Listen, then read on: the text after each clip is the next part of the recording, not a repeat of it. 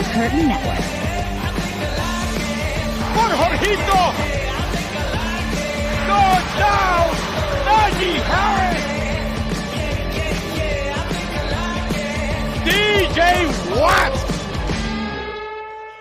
Pittsburgh Steeler fans, welcome to a Steel Curtain Network post-game show. This is not Jeff Hartman. This is Dave Schofield, but we do have a triumphant trio today because with me is Bryan Anthony Davis. How are you doing, Bryan? You sure you're not Jeff Hartman?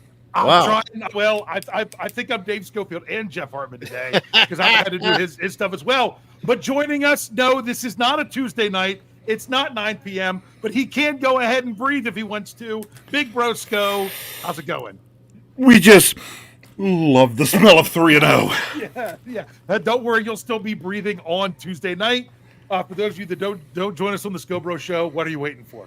So here we go. As Jeff always starts it off, we go with knee-jerk reactions. Bryan, what was your knee-jerk reaction to this Steelers 20-10 victory over the Los Angeles Chargers at Acrisure Stadium for the Steelers home opener in Week 3 to push their record to 3-0? If I have to go knee-jerk here, I'm going to say that the Steelers are for real. And the reason I'm going to say they're for real is because this was a test, finally. This was a good team coming in, and everybody knew this was a good team coming in. Was it a banged-up Justin Herbert? Absolutely.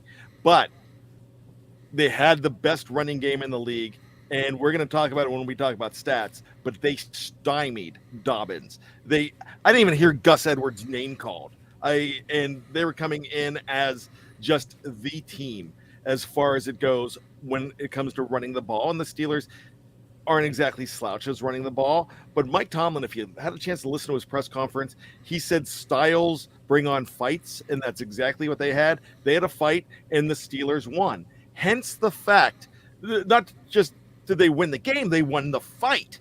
And when you win the fight, and anytime you beat a guy named Harbaugh, you beat a good coach.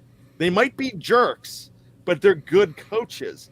And I loved watching the start of this game and watching how prepared and how it was a Harbaugh-style game and how they were ready and they were you could tell they were coached very well coming into this game, but the Steelers were able to roll with those punches and win. So that tells me that warts and all, 3-0 means you are for real. You're just a blue collar for real.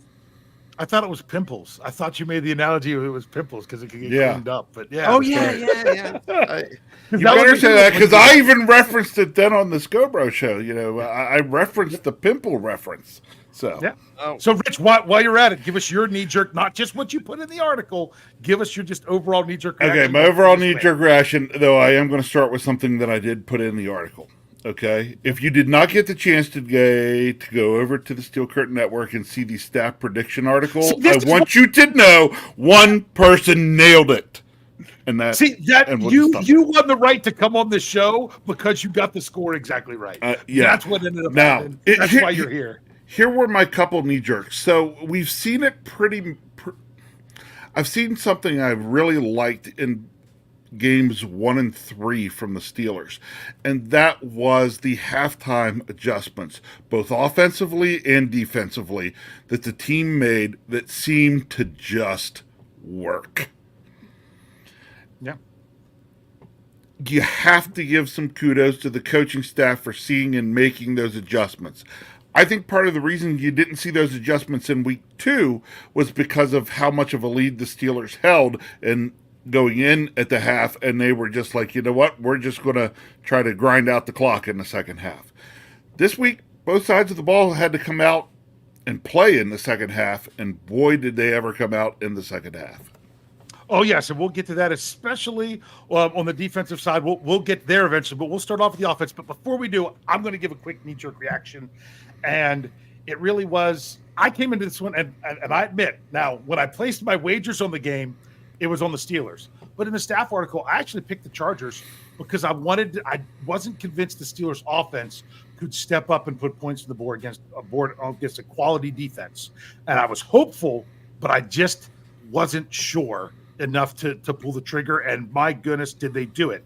Because if you look at it, the second half possessions, Now, granted, one of them said interception, unfortunately, but the end of the second half interceptions, the second half possessions for the Steelers, none of them ended with the word that every second half possession ended with the Chargers, and that was the word punt. The Steelers did not punt in the second half, and that's all that the Chargers did. So we're going to go ahead and do what we normally do. I will do my best Jeff Hartman impersonation. I wish I was a little bit better at impersonating him on the golf course, but unfortunately that's not the case. So we're going to dive into the offense. Let's go ahead, and we're going to start right away with the passing game. Justin Fields, he was 25 of 32 for 245 yards, 1 touchdown, 1 interception, a 96.0 rating.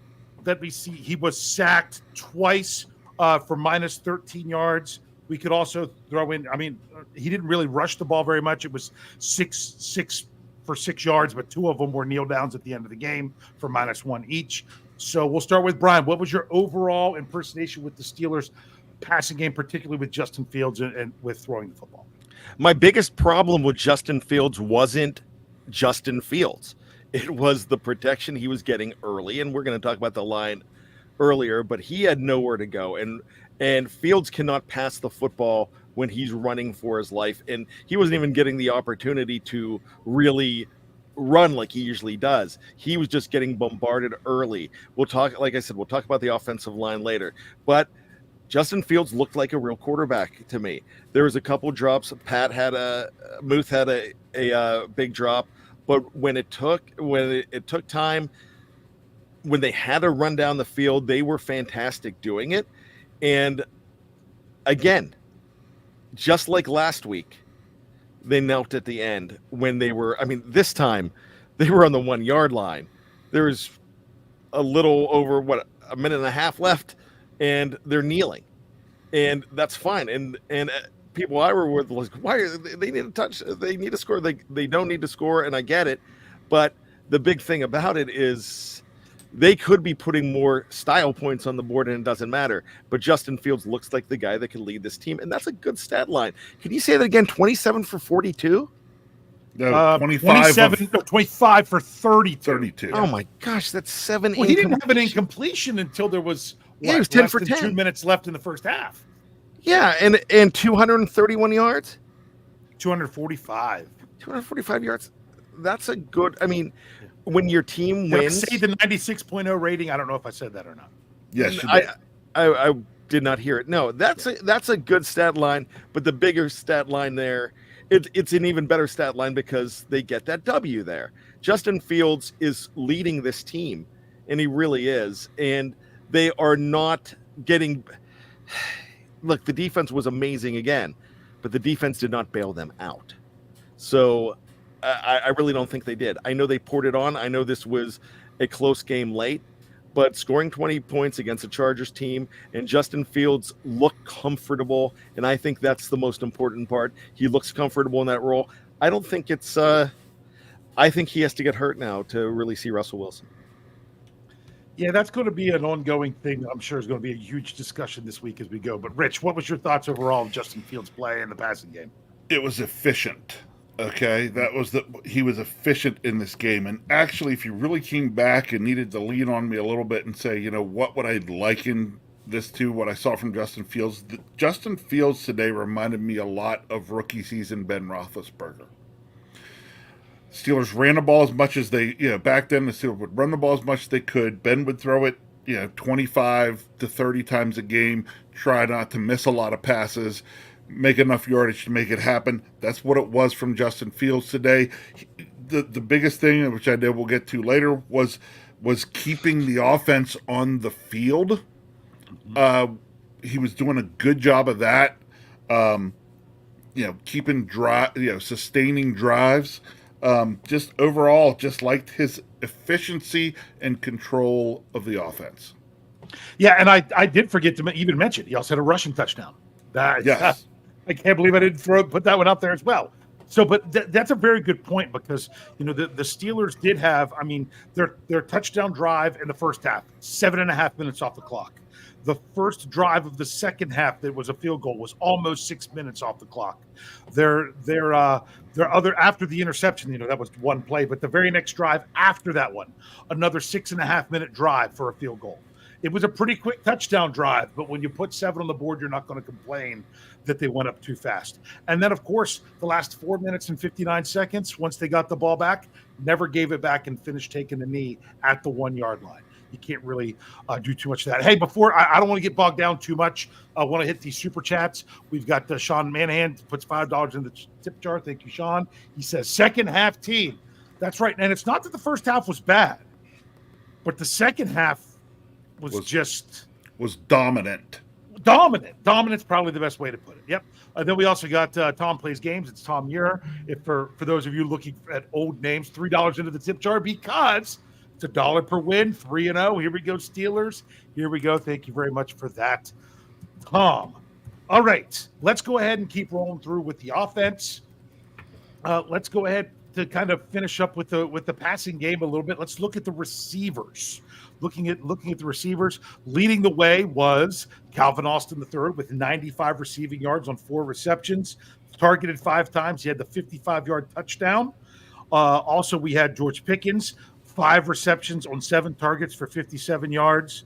I think next was Pat Freiermuth, 4 receptions on 5 targets for 33 yards. Scotty Miller getting involved with a couple big catches, 2 big catches, 31 yards. And that was his only 2 targets. On top of that, you also had Najee Harris, 5 receptions, 16 yards. Yards were tough for him to come by until that very last drive on both, no matter how they got him the ball. Cordero Patterson also had 3 catches for 15 yards on 5 targets.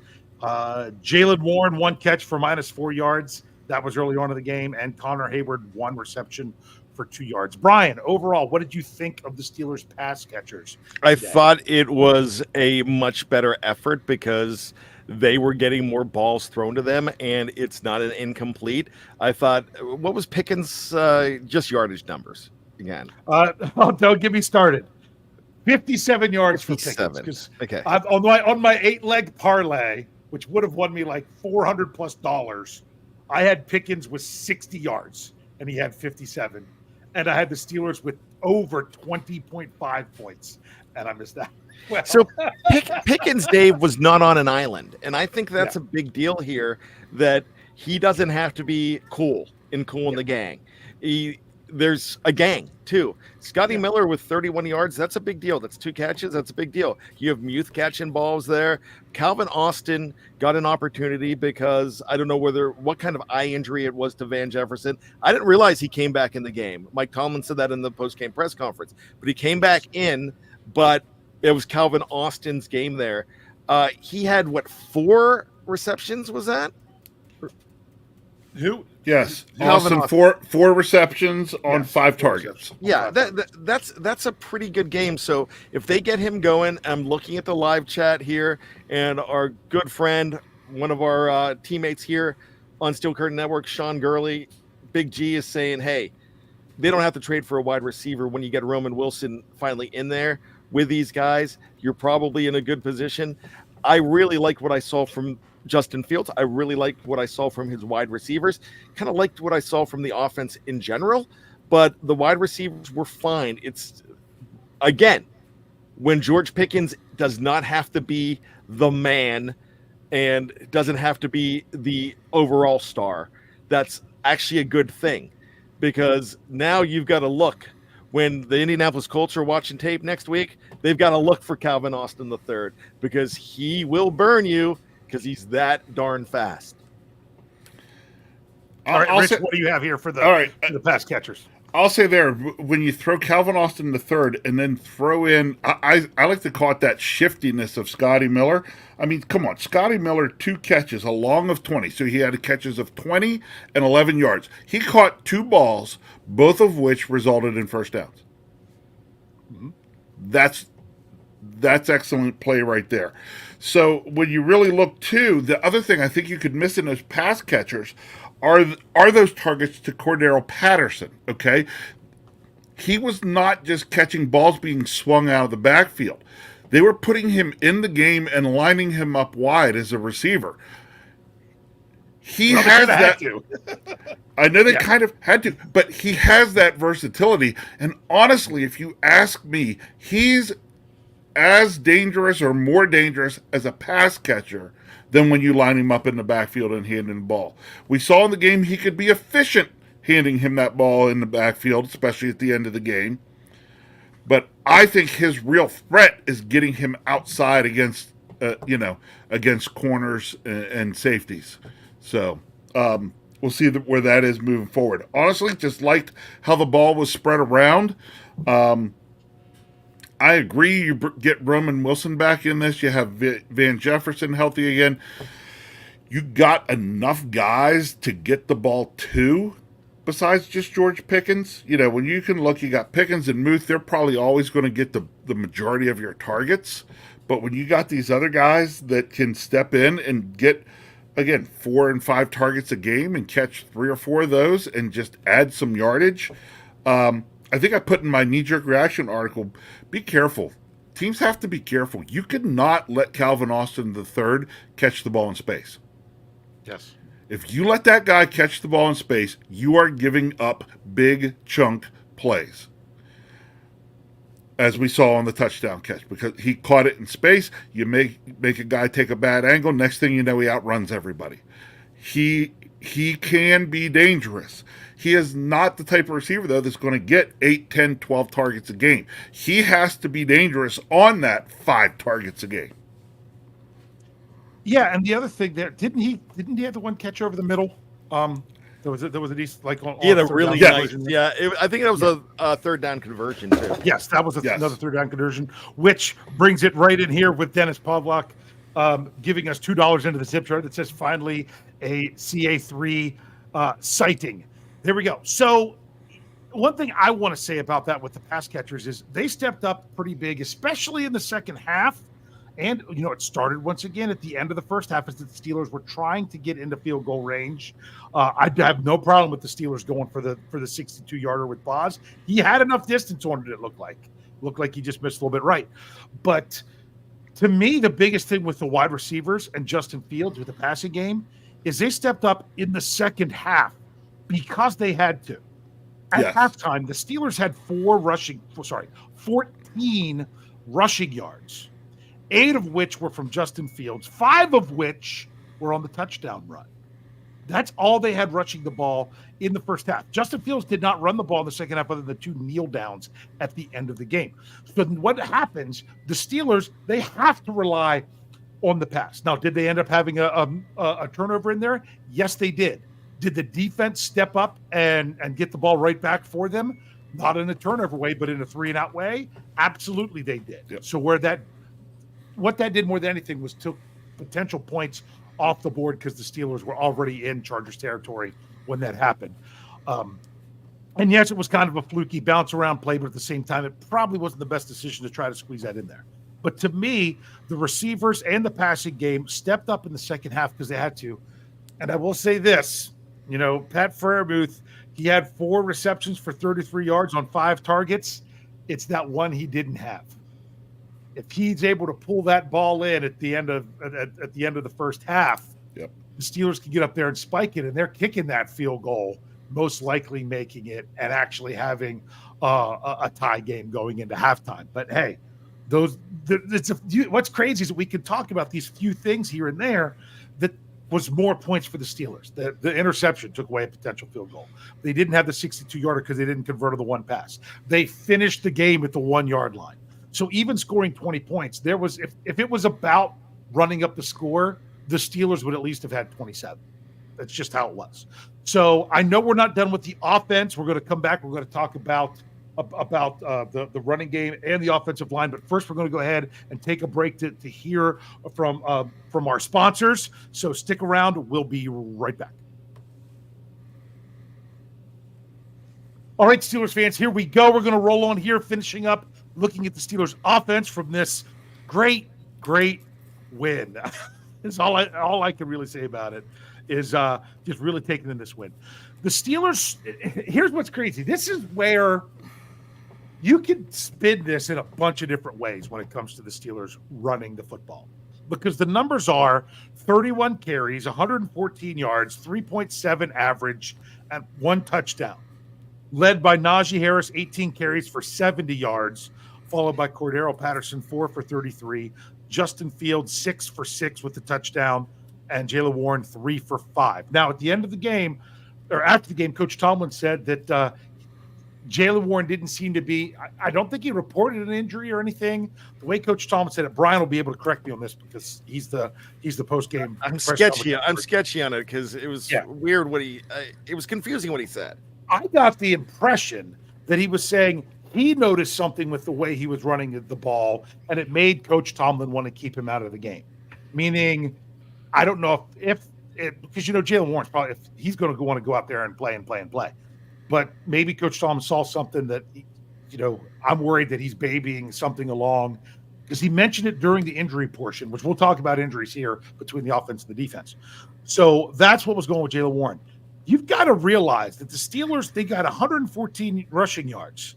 Now, you can look at that and say they didn't run the ball very well. They didn't. 80 of those 114 yards were in the fourth quarter. 80 of them were in the fourth quarter. So you can't say that the Steelers ran the ball well all game. But when they got the ball with 5 minutes left, 4 minutes and 59 seconds, they ran the ball down their throats and took it all the way down to the 1 and ran out the clock. So they ran the ball at the end when they were wanting to impose their will on the other team. They struggled with it early on. But to me, I think getting that passing game going opened up and wore down the defense for the Steelers to be able to do that at the end. Brian, what do you have to say about the Steelers running game? And that's exactly what we were hoping they can finally do, and it took them a while to do it. But once they were able to open up that game and rushing lanes, they were fine.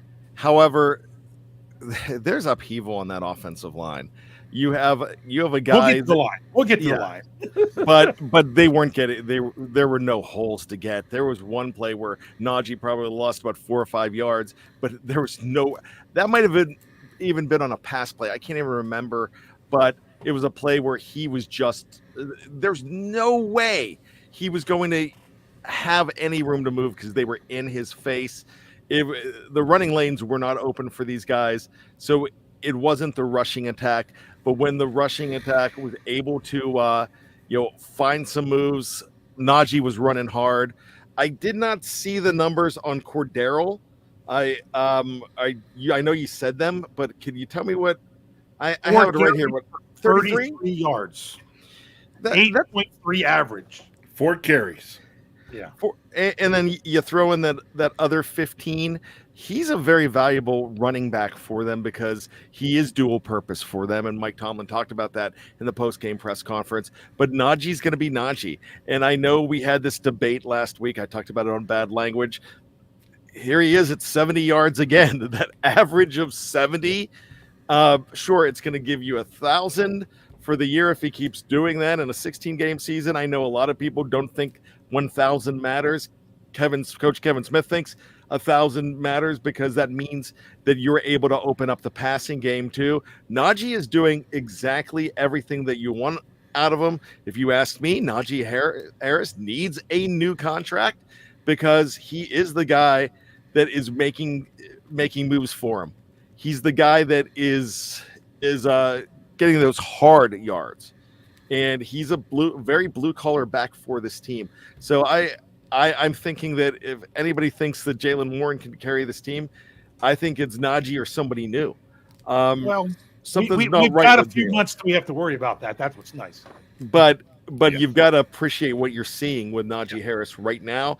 This running, hey, they outrushed, like Mike Tomlin said, they outrushed the number 1 rushing team in the league, and they outrushed them by quite a bit, it seems. So as far as that goes, I'm happy with the balance on offense, and the running game had a big part of it, even though it took them a while to get the motor running. Yeah.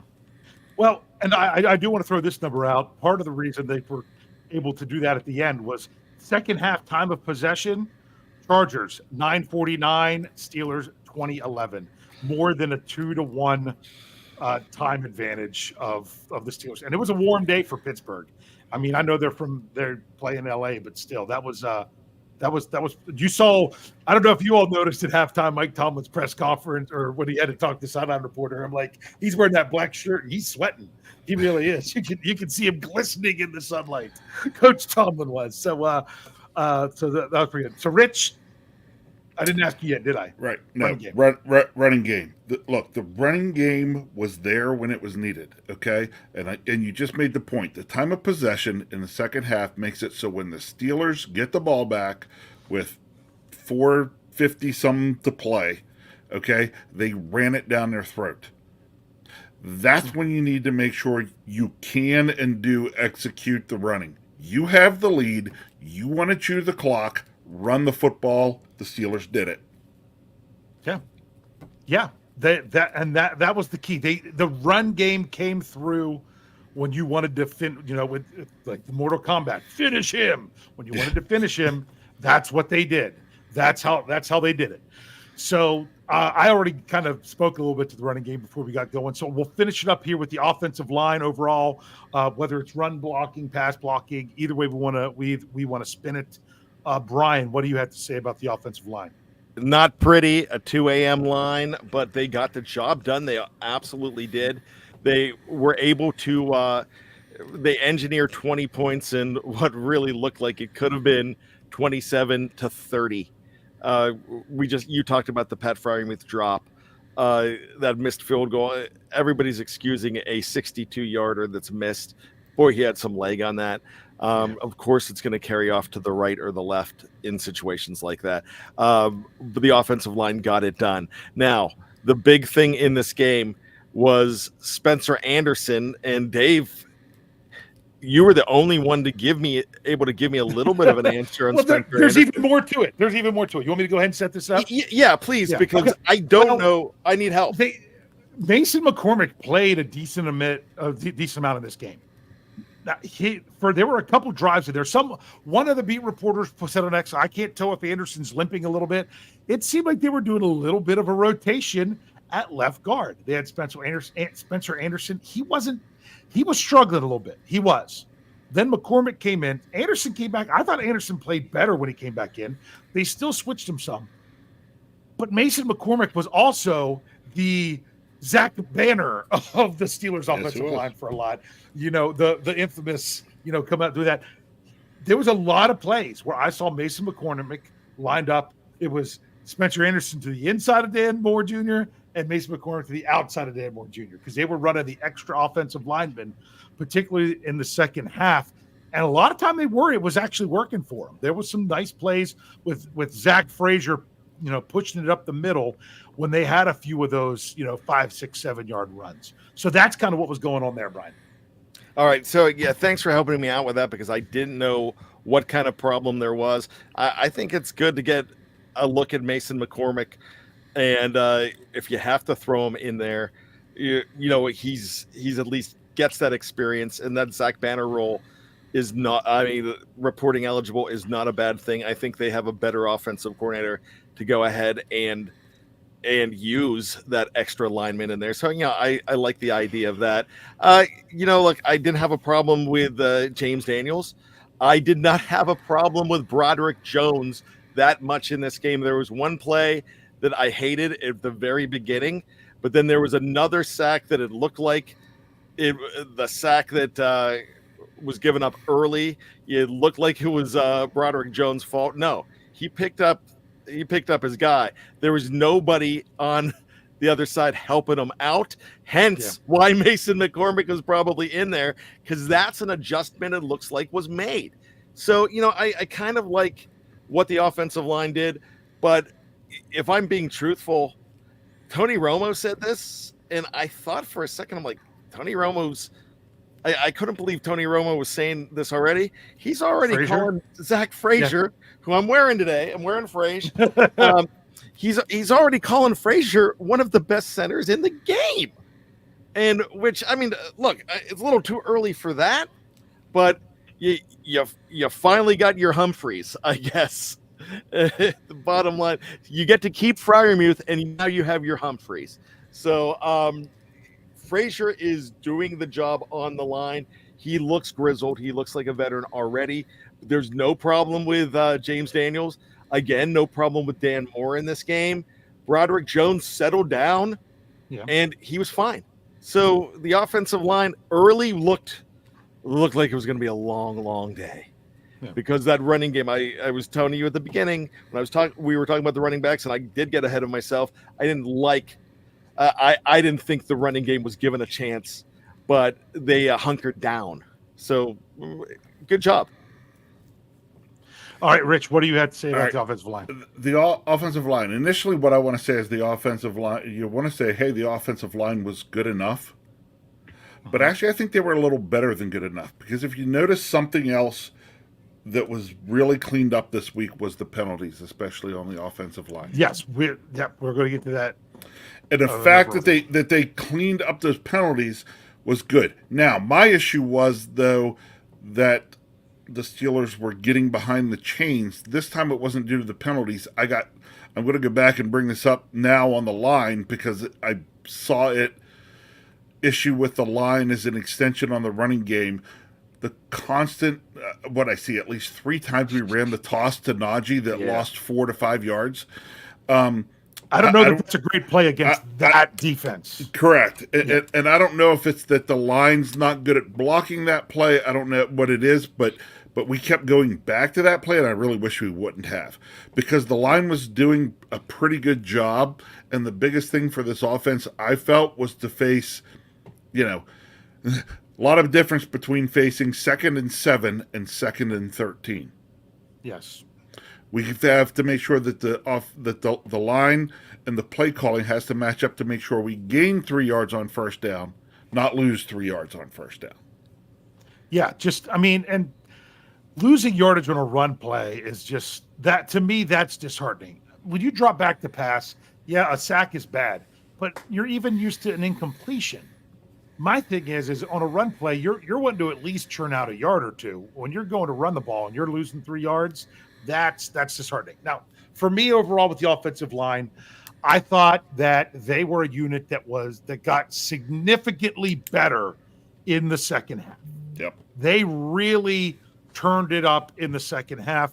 They had some issues in the first half. The Steelers couldn't run the ball, but also I was really impressed by that Chargers defense and how they came out and were smacking people, even in the open field.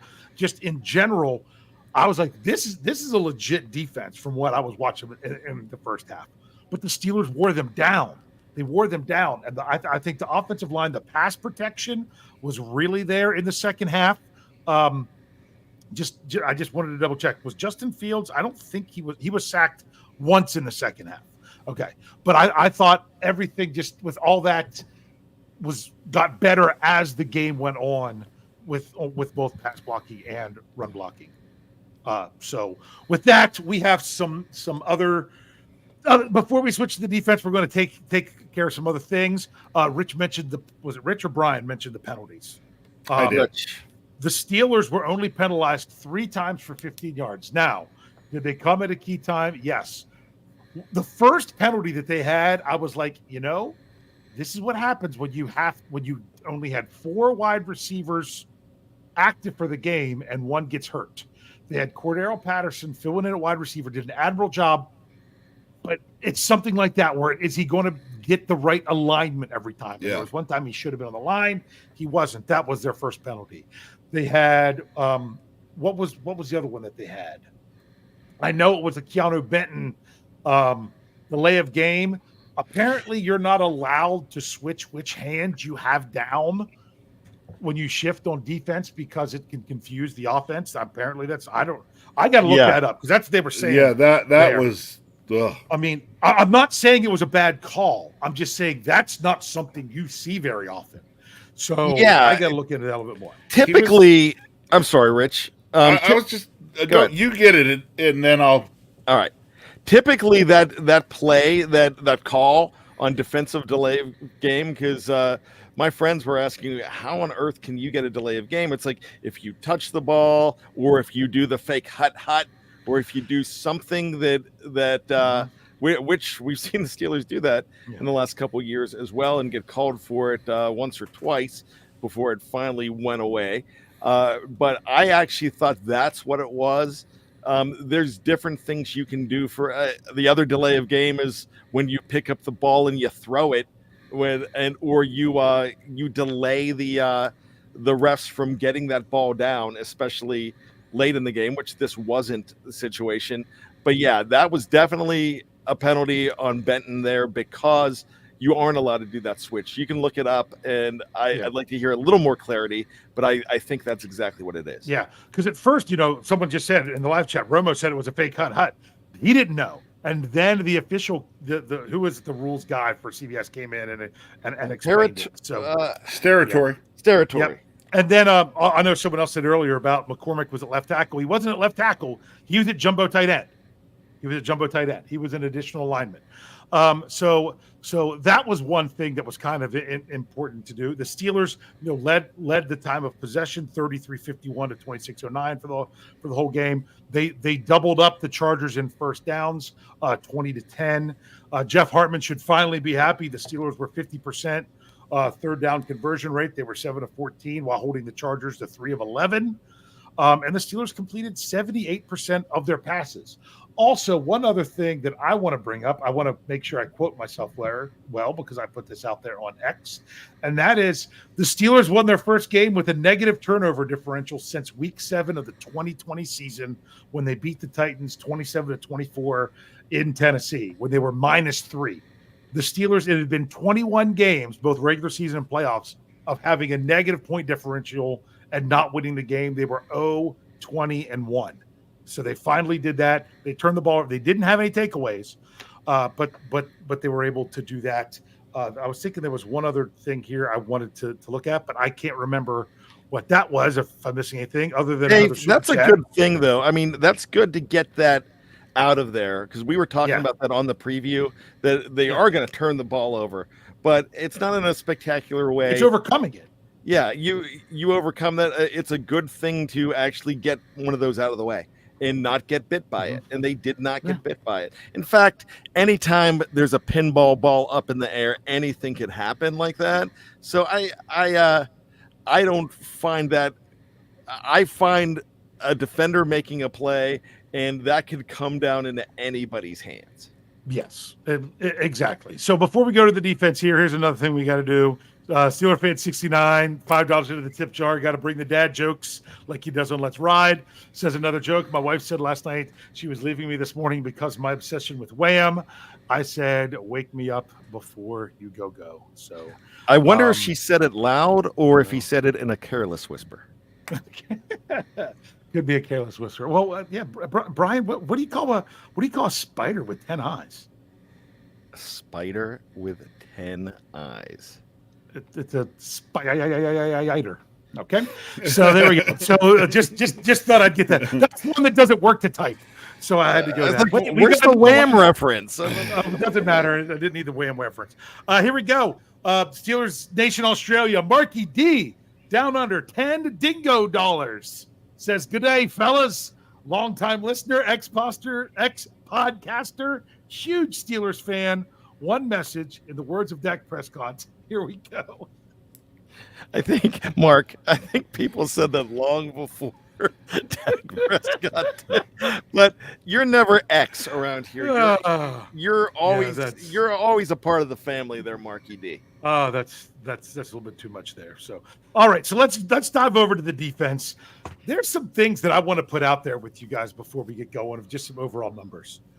Okay. I know I'll have these in my By the Numbers article that'll be coming out tomorrow morning at steelcurtnetwork.com. Make sure you're checking that out. Rich has already referenced his knee-jerk reaction article. It is up and on the website. Later tonight, we'll have game balls, things like that, things of that nature. But if you look in the second half, the Los Angeles Chargers, and I've been doing pretty good at calling them Los Angeles, they had one first down at -5 total yards. One first down at -5 total yards. The Steelers offense in the second half had 14 first downs and 233 net yards. So let's go ahead and dive into these defensive numbers. I got to make sure I actually get them back for the entire game and not just the first half. But let's talk about the pass rush. The Steelers got home for 5 sacks. 5 sacks. Oh, that was the other thing I wanted to talk about before we jump to the defense. Injuries. Okay, this is a good time to talk about it because Alex Highsmith left the game just before halftime with a groin injury. Van Jefferson had an eye injury, but he came back. Corey Trice must have been on a special teams play or something early in the game. Hurt was it hamstring? Hammy. Yep. Where he was out and he was able to come in. So when Dante Jackson, kind of got his arm twisted and had to come out of the game, it was James Pierre, who just came back to the Steelers on the practice squad this week, had to go in for 2 snaps on defense. I'm trying to think of any other. Am I missing any of the other injuries other than though we mentioned Jaylen Warren? Or did I get them all? The big one. The big one was Highsmith. Was the groin for Highsmith. Yeah. I'm checking my Tomlin notes. That's all that he really brought up. It just seemed like there's a whole heck of a lot of them, but it seems like we should be listing more. But it seemed like we were getting a breaking news Slack saying that someone else is going to the. Bert Lawton was killing me today. Yes, someone else is going into the locker room. It's like, Bert, shut up, Bert. Yep. Yeah, but at the same time, we also have to realize that the Chargers lost Joey Bosa on the first snap. He tried to come in a little bit more and then was out.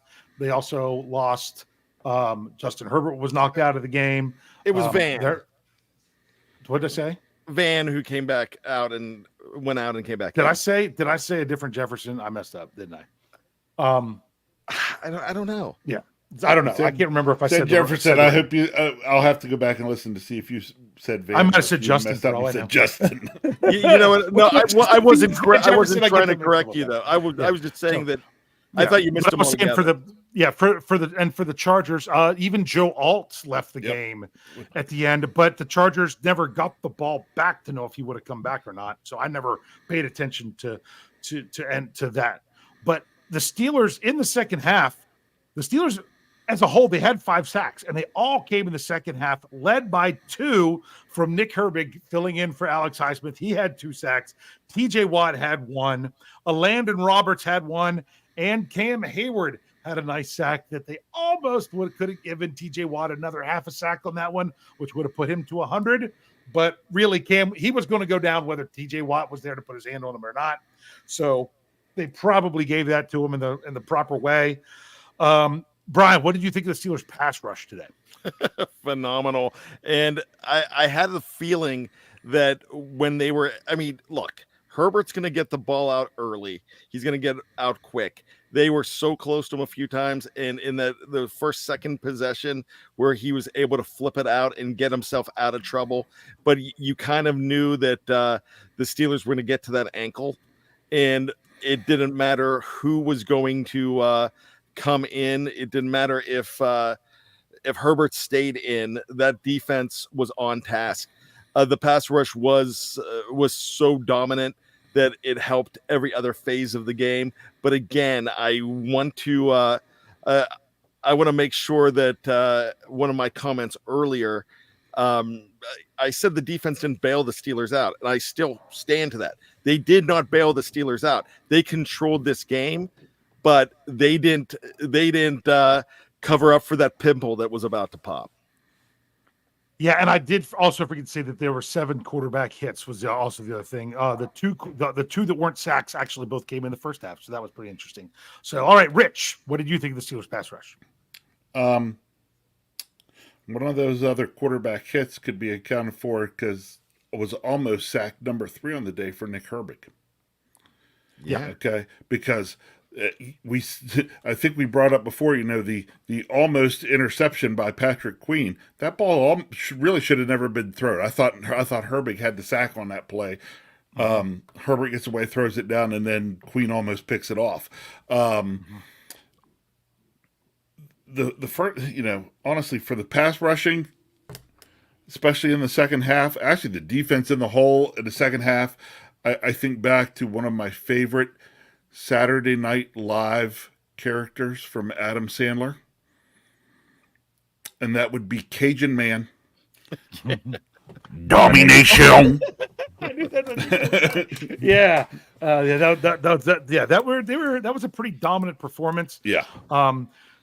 It was defense really. I mean, the pass rush, they were getting home in the second half. To me, I think the Steelers didn't have sacks in the first half because I feel like they were selling out to stop the run. Yes, the Steelers said we are not going to go for those sacks early in the game because what we're wanting to do is stop the running attack. When you're coming in against a team that's averaging 158 yards a game on the ground, the first thing you got to do is stop the run.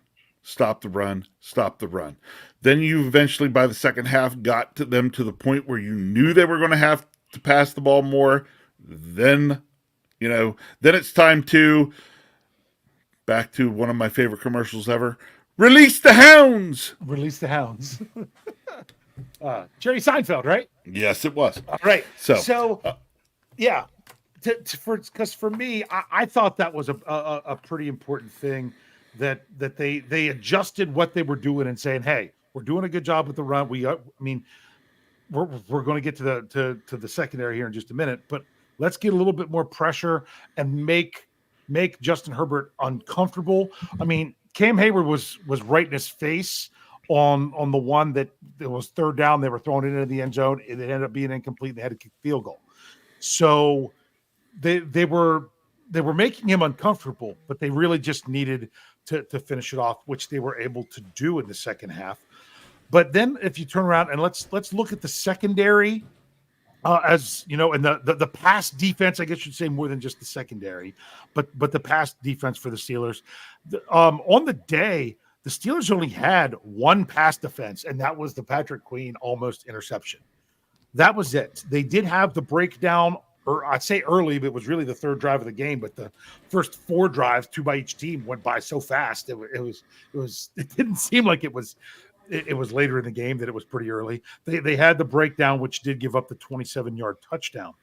But when it came to the passing game, in all, the Chargers were 14 of 20 for 149 passing yards, one passing touchdown, and like I said, they gave up 5 sacks for minus 42 yards.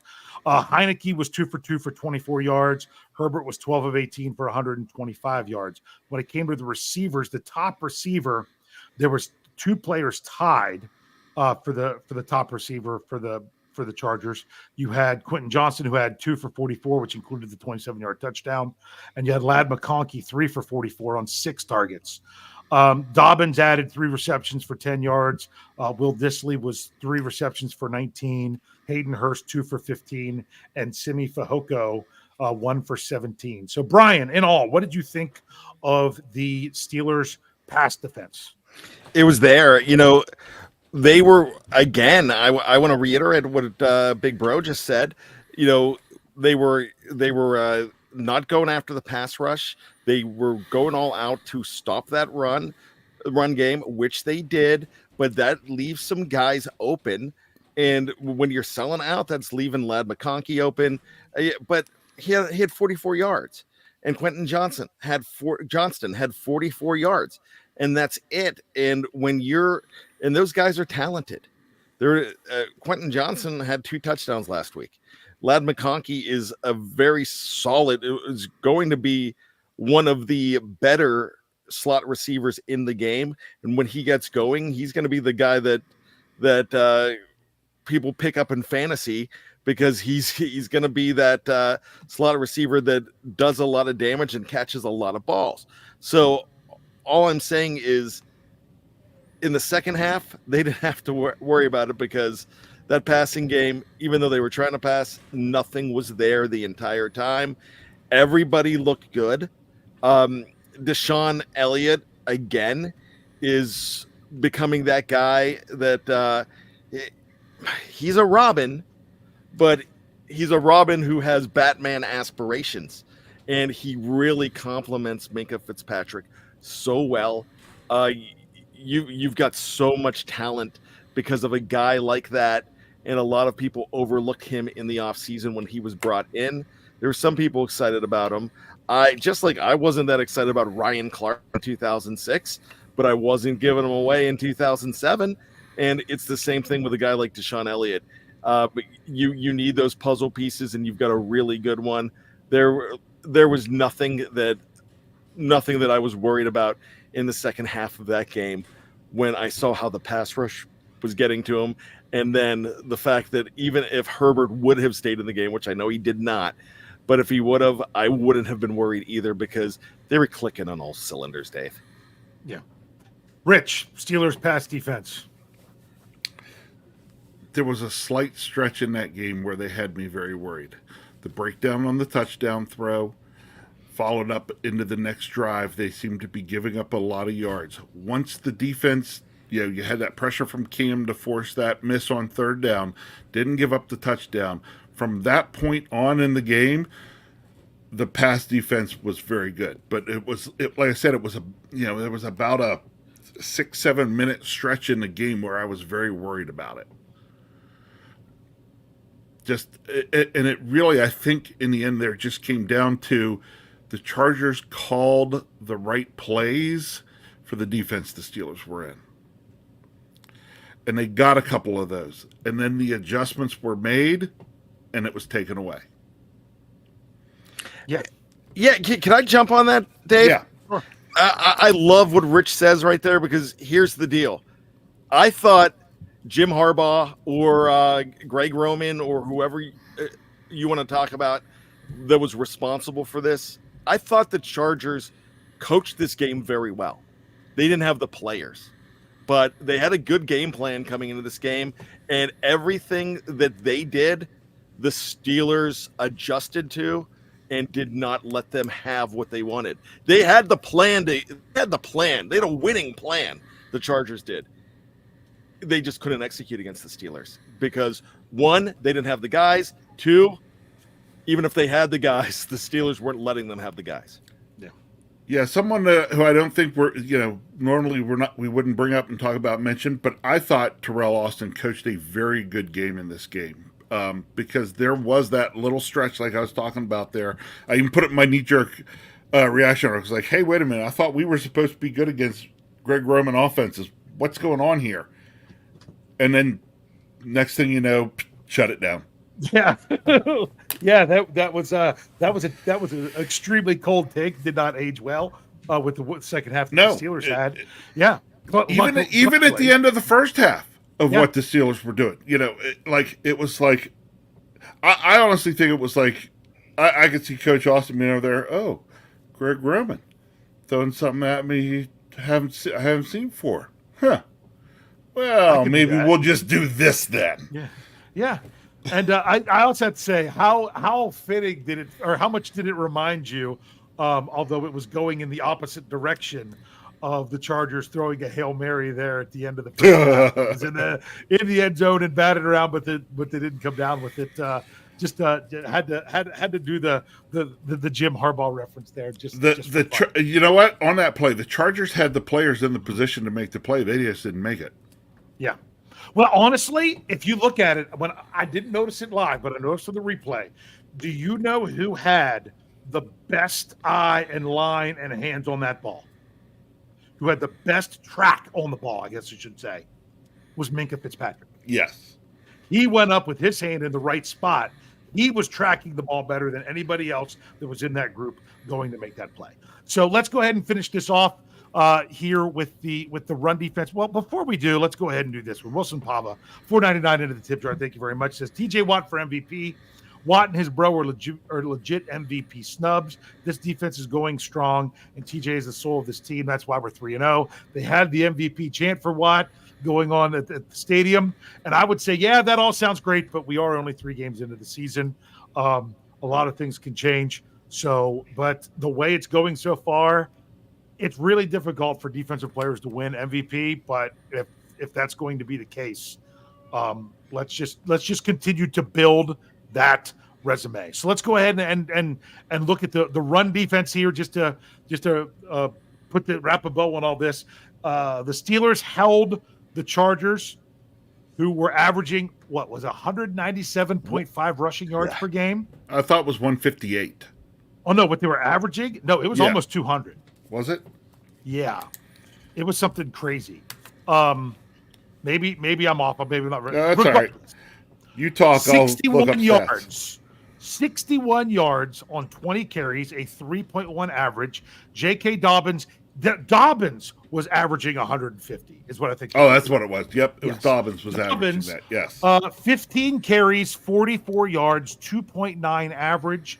Gus Edwards, who Brian said he didn't even remember seeing him in the game, 3 carries, 9 yards, 3.0 average. He had a long of 6. Dobbins had a long of 13. And then Darius Davis? Demario. This one. Or whatever. Is it? No, this It's Darius. It's Darius. Oh, Demario's a linebacker. Sorry. I couldn't see him. I guess I needed to say, Darius. Anyway, he had nice. 1 carry for 8 yards. So that was it. So Brian, what did you think of the Steelers' run defense?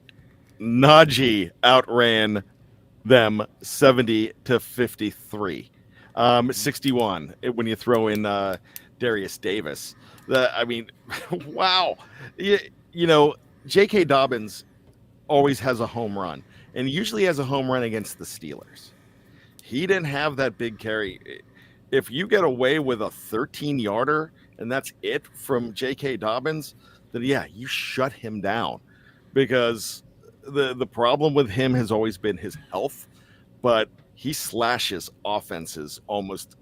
I would like to see just his average on the games that he is healthy and playing, because the guy is absolutely amazing. He's Bo Jackson to me. If he was a guy that could be healthy, he would be one of the great running backs, and he'd still be in Baltimore, unfortunately. So maybe it's a good thing that he's no longer in Baltimore, but J.K. Dobbins is that damned good. And the Steelers shut him down. He was just another guy today. Rich, run defense. I'll just go back to Cajun Man again. Yeah. Domination. Yeah, that was it was. Look, the Steelers came in with the game plan of that the Chargers are a running team. We have a really good run defense. We are not going to let them run the ball on us. And they didn't. Yeah. The key thing being there, and they didn't. How many times have we seen the Steelers then turn around against a team like that and give up a bunch? Nope. They were like, nope, not this time. No. That's your strength. We're taking it away. And then they took it away. Yeah, and I'll just say this. I've been saying it for a long time. I talked about it all offseason for all the people that wanted to complain and everything else and said he's old, he's whatever. Cam Hayward is an absolute friggin' beast. He just does so much in the run game. And he had a sack today as well. And, and adding and some pressure there. So it's not just about the run, but my goodness, Cam Hayward is a friggin' beast. So for those of you that are like, why do they want to sign? Well, first of all, the Steelers made out like a bandit on that deal to Cam Hayward, that they don't owe him any money beyond this year that they didn't already owe him for this year anyway. And they still have him under contract for 2 more years at a very good price for the way he's played through 3 games. He has been dominant. He is El Capitan. I'm so glad to be repping the jersey. That's what I do every game day. He's just such a big difference maker with this Steelers run defense as a team, even if he's not the one making the plays. He's the one who has to gobble up double teams. You can't block Cam Hayward with just one guy while you're running the football and think you're going to be able to run the football. That's all I'm going to have to say about that. So with that, just some overall things. Do the Steelers, I don't want to ignore it. I know we're running late here, but people were talking about it early. Is there a quarterback controversy, or are the Steelers just going to kind of keep doing it? There's just no reason to bring back a quarterback that isn't 100% mobile, even if he's well enough to play. You think the Steelers are even looking to have to push Russell Wilson back? What do you think, Brian? No, because we talk about this all the time. We'd like to bring up Cordell Stewart in situations like this. Justin Fields has a better arm than what Cordell had, and we're seeing that. And he's also bailing them out when they need to bail him out, but he's not quick to do it. He's still trying. He's a guy that you can continue to try to make a quarterback, but he's definitely very good at knowing when to go for it and knowing when to just stay at home. And so I feel like you do have the guy that you've got to continue this experiment until you have to go ahead and sit him down, one, because of injury, or two, because he's proving ineffective. But right now, you don't mess with a winning formula, and there's a winning formula right now. It might not be the formula that you think is going to break the bank, but 3-0 is the bank I want to go to. Yeah. Rich, thoughts on the quarterback situation here before we hit our final thoughts? I agree with you. Don't necessarily make a change just to make a change. If I'm Omar Khan and my phone rings, I'm listening. Yeah. But he holds all the cards. Omar holds the cards. If his phone rings, he holds the cards. I'll trust him to do what he thinks he should do, and take it from there.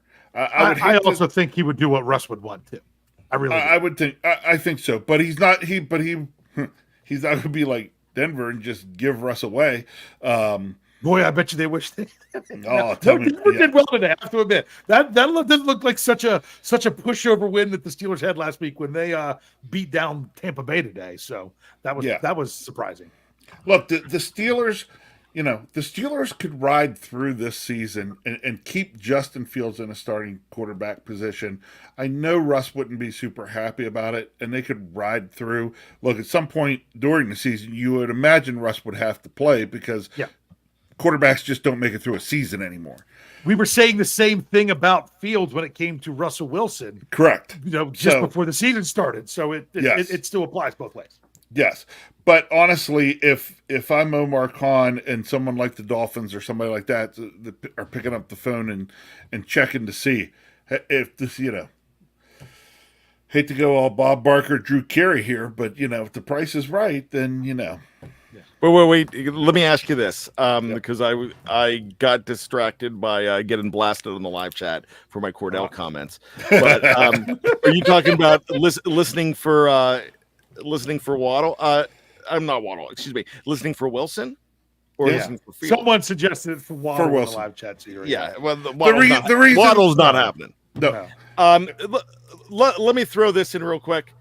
Cordell, yes, he had a great arm. He could have hit water if he fell out of a boat, though, and we saw it because he had no vision. So we're not getting into that conversation. I'm not smoking anything. Yes, he had a good arm. He had horrible accuracy. Go ahead and look back. Wax poetically about the past, but you've got a more accurate quarterback in Justin Fields, is what I was trying to say. All right. So, but now when it comes to, I wasn't even talking about shopping. That's a whole different thing. You're not going to shop an injured quarterback. The question is, we're dealing with hypothetical because it is what Steelers Nation wants to do. And I don't blame you there, but I also see Coach Tomlin, the whole idea of, why are we even asking who it would be when we only have the option of one of these guys? We'll answer that question. So in other words, and the thing is, because things can change until you get the other one. If Justin Fields would have gone out there and totally stunk it up today, then you would have considered, when Russ comes back. But that's not what happened. Justin Fields is continuing to play. I think this is a situation that's going to get the most out of him. So as far as I'm saying is just kind of leave it there, that Russ is just back there but not quite ready, and see what's going to happen as we get there. But guys, this was exciting this week. This was so much fun. For as much as Steelers fans might have been down last week and it was just kind of an ugly win and they didn't do anything in the second half, I kept saying the Steelers offense, what you're going to have to see is what are they going to do when they have to do something? And did they really get pushed to where they were down by a lot? No. They answered whenever the Chargers scored, the Steelers answered mostly. Because think about it. the Chargers scored their touchdown. The Steelers came back on the very next drive and scored a touchdown. Then the Chargers got a field goal. The Steelers, they did end up punting on the next play, but got it back, and then they missed a field goal right before that. They never got down. They never got down by more than one score. And this was a time where the offense picked up the defense. When the defense gave up that touchdown, the offense came right back without even having a first down in the game and answered with a 13-play, 70-yard drive with a touchdown that was almost 7.5 minutes long. So to me, the offense really complimented the defense a lot in this game, showed what they can do. If you still don't like 20 points, you can see where the Steelers had the opportunity to do more, especially, anytime you're taking a knee on the 1-yard line, you got to think to yourself, that's 7 more points this team could have had if they felt like it.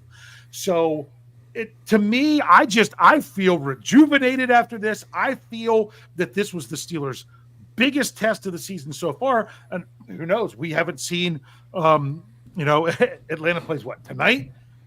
Maybe that might even be a more impressive win. My goodness, the Broncos turn around win. But this was a 2-0 team that was running the ball at will and had the only team that had given up less points than the Steelers. They'd only given up 13 points in 2 games.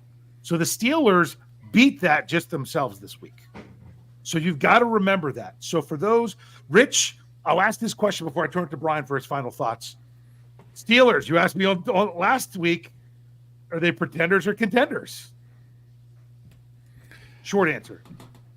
No, we have to hold. No, I'm holding that for Tuesday.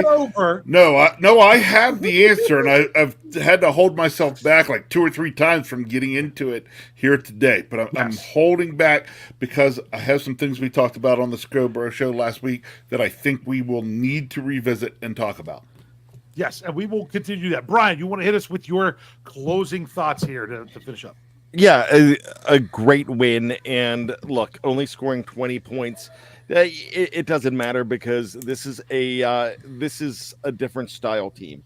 This is kind of, when we talked about last week in the second half of that game where the offense didn't seem to be doing anything, they were protecting a lead and it was in their own style. There's a lot of coaches that would have punched that in to give their players stats, to go ahead and if you're the other Harbaugh on the other coast, you're not only are you punching it in, you're probably onside kicking just to embarrass it. I know the onside kick rules are different, but you're doing whatever you can to embarrass because that's just the style of play there. The Steelers don't do that. They don't care about the scoreboard. They care about the W. And that's kind of all I really care about here. As far as pretenders and contenders, well, that's a Scobro show thing, and I wasn't born into that gene pool, so I'm going to go ahead and do that.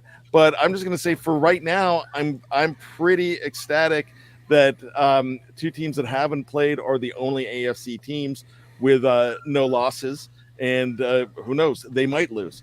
But right now, one of the best teams statistically, no, but one of the best teams in the win and loss record, and that's all that counts in the American Football Conference, is your Pittsburgh Steelers. So it doesn't matter how you bake the cake, it's how good it tastes at the end. And I tell you what, I've got frosting all over my shirt because I'm just shoveling it in, and I am loving it. All right, big bro, final thoughts. So remember, this isn't Scobro, so don't finish it like you normally do. I know. Final thoughts here. Hey, nice home opener for the Steelers. Okay, we've had some ugly home openers of late. It was nice to have a really good one. Dave, I'm sitting there thinking about this game while it was going on. Our brother-in-law and our nephew were at the game. And I'm sitting there. Birthday. Happy birthday, Jamie. Yep, happy birthday. Go get that W. That's right. Could you really, this game reminded me some of a game, just felt like a game you and I would have been at together, Dave, because we get some of those games where it's tight for a little, it was one of those tight for a little while and you start to worry about it. And really, as it got into the second half more and more, the pressure just was coming off and coming off and coming off, and you just felt it was inevitable it was going to be a win. That was nice. That was finally not a Pepto-Bismol game. Not a Pepto-Bismol. Yeah.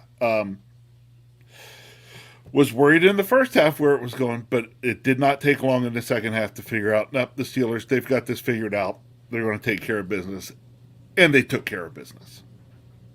They most certainly did. And as Wilson Papa says here with $1.99 into the tip jar, says winning is the only way to contend, and we are winning. That's exactly right. Hey, this is what we said, that the Steelers needed to do well early in the season. Now, are we going to get into it this week where I'm a little bit concerned about the Steelers having a letdown game? Yeah. Is week 4 one that always scares me because of the numbers? Yeah. But you know what? That's something to worry about later in the week. Right now, I'm going to enjoy this Victory Sunday, this nice Victory Monday. I can't wait to hear from Jefferson Hartman on my phone when he finally turns it on after he can get through the game, so I can break it down with him and see how much fun he could enjoy it. He's going to be bummed that he missed this one live because it was a really good one. Make sure you are checking out all of our podcasts here at the Steel Curtain Network. We will have our normal lineup all week. Correct, Brian? Correct me if I'm wrong, but I'm pretty sure that yes. We're on schedule. We're on schedule. We're hitting our stride, much like the Steelers are hopefully hitting their stride with that. And as I mentioned before, make sure you check out steelcurtainnetwork.com. Knee jerk reactions already up there. We'll have game balls out later after I get that figured out. Once the show is over, tomorrow we'll have some lots of breakdown. Like I'll have my numbers. We'll have some post game sound. We'll have our typical stuff that we have there that we'll continue to bring you on the website. Whoo! It was a great win, a great time, just a fun game to be a Steelers fan is what I have to say. Got to keep it rolling now into week 4, and as I have to say to finish these out, go Steelers. Thanks for joining us. We'll see you next time.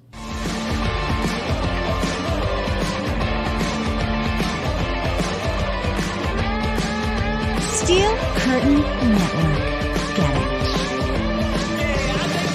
Get it. Everybody else gets a little tight.